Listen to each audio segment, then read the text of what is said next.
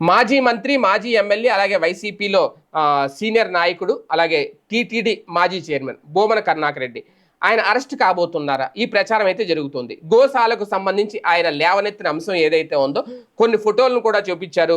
గోశాలలో గోవులు మరణిస్తున్నాయి, దీనికి కారణం ఎవరు అనేది దానికి వివరణ ఇచ్చే పనిలో భాగంగా ఎదురుదాడి దిగింది టీటీడీ అని చెప్పాలి. అలాగే తెలుగుదేశం పార్టీ ప్రభుత్వం కూడా. అయితే నిజంగా ఆధారాలు ఉంటే, నిజంగా గత ప్రభుత్వ హయాంలో వైఎస్ఆర్సీపీ హయాంలో సరైన ఆహారం పెట్టకుండా ఆవుల్ని చంపేశారు అనే నివేదికలు ఉంటే ఆయన చేసిన ఆరోపణలన్నీ కూడా నిరాధారం అని అనిపించుకుంటే ఇమీడియట్గా ఆయన అరెస్ట్ చేయొచ్చు కదా, ఆయన అదుపులోకి తీసుకోవచ్చు కదా అనేది ఒక పెద్ద చర్చ. అంటే రాజకీయంగా ఒక రకంగా ఈఓ స్థానంలో ఉన్నారు అంటే ఆ వ్యక్తి ఒక చైర్మన్ రాజకీయంగా ఆరోపణలు చేసిన వేరే విషయం.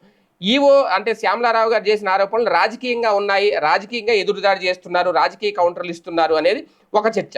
ఇదే నేపథ్యంలో బోమన కరుణాకర్ రెడ్డి మీద మొత్తం తెలుగుదేశం పార్టీ ఇప్పుడు వ్యతిరేకంగా ఒక కౌంటర్లు అయితే ఇచ్చుకుంటూ వస్తోంది. ఆయన చేస్తున్నారు, కానీ దానికి ఆయన కట్టుబడి ఉన్నారు. ఖచ్చితంగా గోవుల మరణాల వెనక కారణాలు ఏంటి నిగ్గు తేల్చాలంటున్నారు. అవి సాధారణ మరణాలు కాదు అని కూడా చెప్తున్నారు. నిర్లక్ష్యం వల్లే మరణిస్తున్నాయని కూడా చెప్తున్నారు. మరి దీని అంతటి కారణం ఏంటి? నిజంగా తిరుమల గోశాలలో ఆవుల మరణాలకు సంబంధించి లేదంటే బోమన కరుణాకర్ రెడ్డి రేజ్ చేస్తున్న పాయింట్ ఏదైతే ఉందో దానికి సంబంధించి ఒక విచారణ జరిపించి ఒక క్లారిటీ ఇస్తారా?